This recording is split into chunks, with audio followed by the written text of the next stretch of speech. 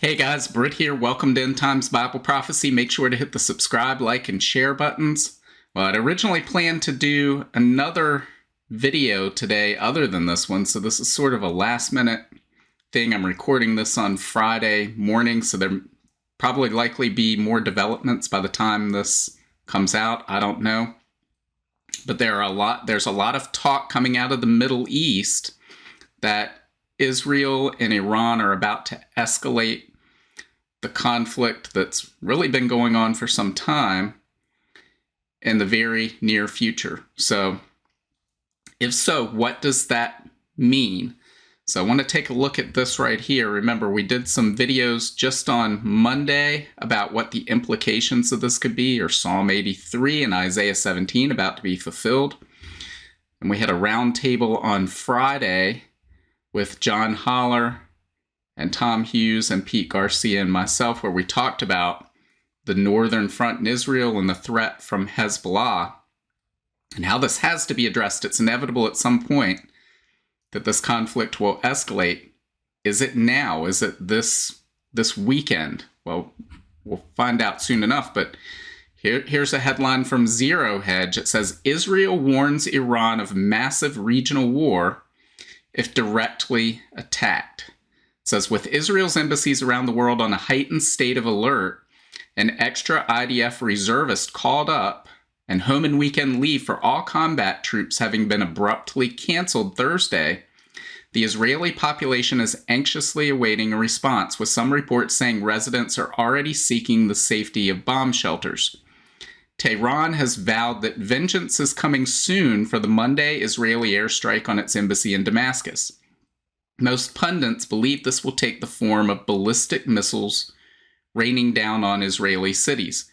But Israeli leader Benjamin Netanyahu is reportedly vowing that if the Islamic Republic launches missiles from its soil, it will ensure a strong response from Israel. Israeli officials have told Axios late in the day that such an act would take the current conflict to another level, which would most certainly involve a direct Israel-Iran war, and thus the eruption of a broader regional conflict. Now, take exception with some of the things that they're saying here. For instance, yes, I believe this could mean ballistic missiles raining down on Israeli cities, but notice Netanyahu says, vowing if they launch it from their soil, which I really doubt will happen unless Israel strikes Iran directly first. There's a reason Iran has set up these proxy armies on Israel's border. There's a reason they've been funding Hezbollah, training them, equipping them. It's one of the reasons is they want to be able to have plausible deniability and say, well, we didn't do that. That was Hezbollah. Why are you attacking us? And then, use the PR battle on the world stage to say, look at how aggressive Israel is being. We didn't do anything and they just attacked us. But I also think that, they say, most certainly would involve a direct Israel-Iran war. Again, I think that the response from Tehran is most likely to be to activate sleeper cells and Hezbollah and launch strikes from Yemeni rebels and from assets in Syria and Lebanon and Iraq, all of the places surrounding Israel where enemies are encamped. I don't think that we're going to see a direct conflict between Israel and Iran striking each other's soil directly. I could be wrong. I don't think that's going to happen. However, I do believe the eruption of a broader regional conflict is very much a high probability event, because if you have those things happen that we just talked about, and again, we talked about these in the previous videos, what would happen? The implications of that are severe enough, and we'll talk about that more in just a moment. But some more on this. This is from the Daily Express. It says, CIA warns Iran will attack Israel within 48 hours as revenge for consulate strike. Normally, I wouldn't put too much stock in this, and certainly it doesn't mean this will happen. There's in the fog of war, there's all sorts of false headlines that could put out there, but I would note that back in February of 2022, the CIA also warned that Russia would attack Ukraine. And I thought, well, that's strange they would say that publicly, but that happened. So we can't completely dismiss this. And again, if we scroll down to the bottom, because oftentimes at the bottom of these news stories is where we see the more interesting things, but it says former U.S. Central Command Chief and retired 4-star General Kenneth F. McKenzie warned the attack was a blow for Iran. He also said Iran's options to hit Israel are very, very limited, and the Israelis aren't going to back down. And I would agree in a way. Yes, Iran's options to hit Israel in terms of if they'd have no nuclear weapon, which we have every reason to believe they don't have that, or they'd probably be a lot more aggressive in this conflict. But that doesn't mean very, very limited, yes, in the sense of are they going to conquer Israel tomorrow? No. That's not going to happen. However, that does not mean that their options are very limited. As we talked about in those previous videos, Hezbollah is an arm of Iran, and they have tens and tens of thousands of rockets that they could launch, and they can launch these very quickly. They can move into an area, set up, launch, break down, and be out of there in 28 seconds or less.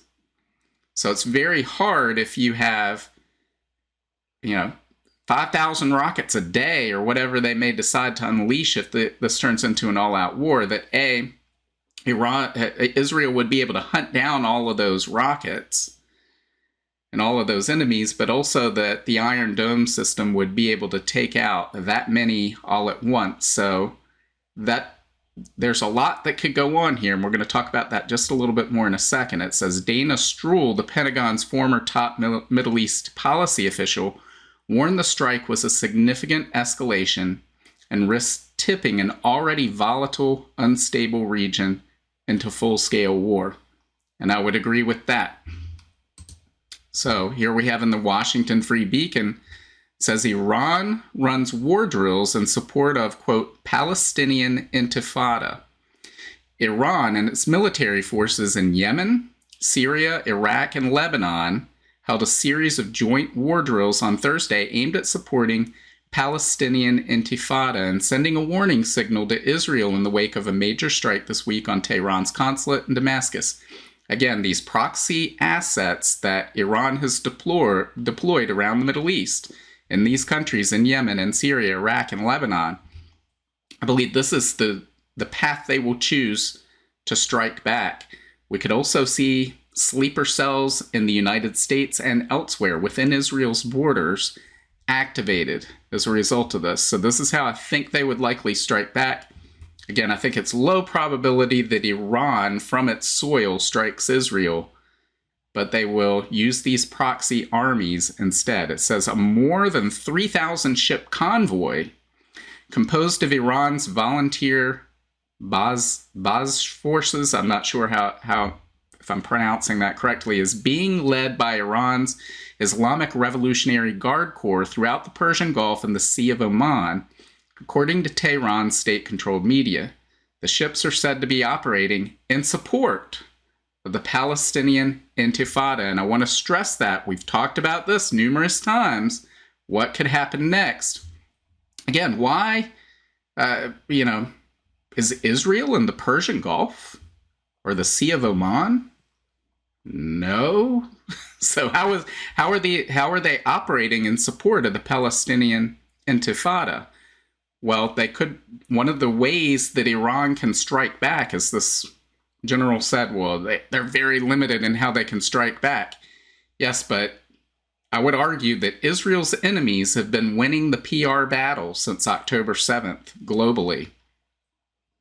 And one of the ways that they can strike back is, as we have seen with the Red Sea and the Houthi rebels saying, oh, we're going to, in support of Hamas and Gaza, the people who are being slaughtered in Gaza, we're going to take out any ships associated with Israel in the Red Sea. So they've been launching all these strikes, and they've effectively shut down the Red Sea as a shipping corridor, well, to Israel, the United States, and the Western world. Iran is more than capable of doing the exact same thing in the Persian Gulf. And imagine, it's not hard to imagine that they could say, as long as Israel continues these attacks, we're going to shut down the Persian Gulf. And the pressure that puts on the world is an immense pressure, guys, because if that were to happen, we would see oil skyrocket in price. Forget for a moment, the idea of $10 a gallon gasoline, 20 if you're in California, right? But $10 everywhere else. But think for a moment that, again, we talked about interest rates last year and how quickly the Federal Reserve raised those rates. It was unprecedented. Imagine if we have a regional war this weekend.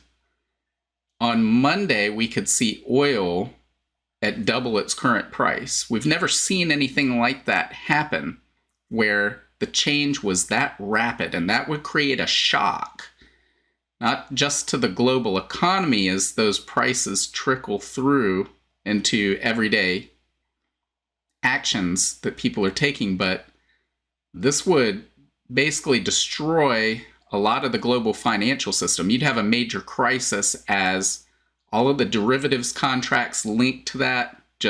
We have no idea what would happen because, again, it's never happened before, but I do not think that it would turn out well. So that is one of the things that I would look for, is the Persian Gulf being closed by Iran if this escalates. And we have many reasons to think that this will escalate, because here we have this story from Bloomberg.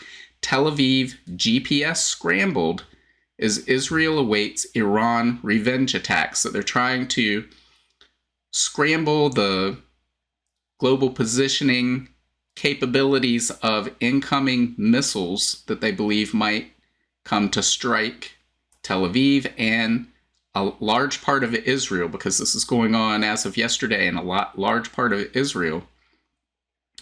Now, guys, again, I think it's a very low probability event we'll see missiles launched from Iranian soil, but I think it's a very high probability event that we would see missiles launched from Lebanon, Syria, Iraq, who knows where else, Yemen, and maybe some places we haven't even thought of yet. So, guys, this is a very serious situation, and I would say there's other capabilities Iran has. We pointed out this at the time. How about this Bloomberg article? U.S. warns of cyber attacks against water systems throughout the nation, citing ongoing threats from hackers linked to the governments of Iran and China. So, guys, be prepared. As we've talked about in the past, we've talked about a lot of ways that you can prepare. I'm going to pull one of those videos from the past, link it at the top of the comments. You can go back and watch that. Hopefully, you started to make some of those preparations. If not, I will encourage you to start now. But, guys, this is a very real possibility that we could see attacks all over the world, no matter where you are. Again, think about, under any circumstance, even if it's not an enemy attack, what would you do if the water stopped coming out of the faucet where you live? Do you have a plan in place? Have you thought about where you will get your water from? If not, you need to make that plan. That's a good idea to have under any circumstance. I'm not saying you're going to lose your water this weekend, but have a plan in place so you're not in a panic if that happens. Again, I would have a deep pantry.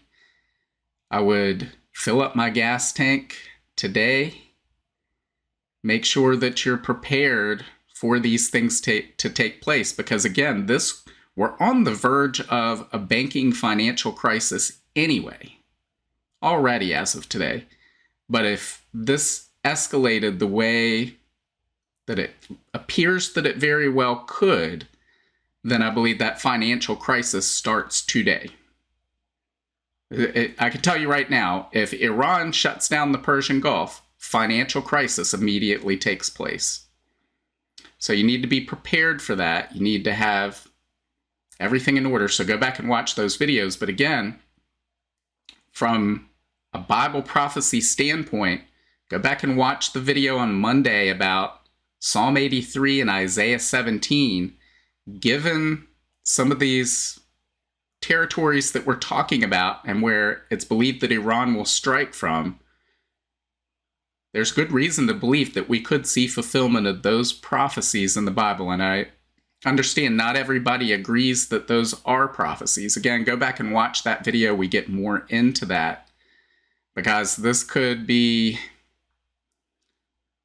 this could be a major global event. And it could very well have implications for the fulfillment of Bible prophecy. So be on alert, make sure that you're prepared, look after your family, tell other people to be prepared, not to panic, but to be prepared. Make sure you know, where's my water and food coming from for the next 2 weeks if somehow water didn't come out of the faucet and the grocery store ran out of food or whatever. And again, I'm not saying those things will happen this weekend or this next week, but if they do, you're going to be happy if you have preparations in place to deal with those problems.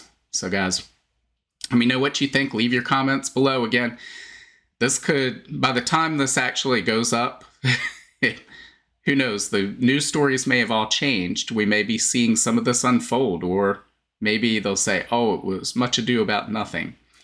But either way, I would make sure that I was prepared. So let me know what you think. Leave your comments below. Make sure to hit the like, share, and subscribe buttons. And God willing, I will see you on Monday. I will, if further things take place, I'll do everything I can to put out further videos throughout the weekend. So just stay tuned. And otherwise, God willing, I'll see you on Monday. Bye. If you want to learn more about the end times and Bible prophecy, make sure to visit my Substack at brittgillette.substack.com. There you'll find my latest videos and articles, as well as notes, where I share the latest news headlines, the articles I'm reading, and the videos I'm watching. Subscribe for free, and each new post on Substack will be sent directly to your email. Just scroll to the bottom of the homepage and hit the subscribe button. As an added bonus, your first welcome email will include a link to a copy of my free ebook, 7 Signs of the End Times. Also, make sure to check out all of my books. Just look up Britt Gillette on Amazon, Barnes & Noble, Apple iBooks, Google Books, Kobo, or anywhere books are sold. Thanks for watching today, and until next time, keep your eyes fixed on Jesus, the author and perfecter of our faith.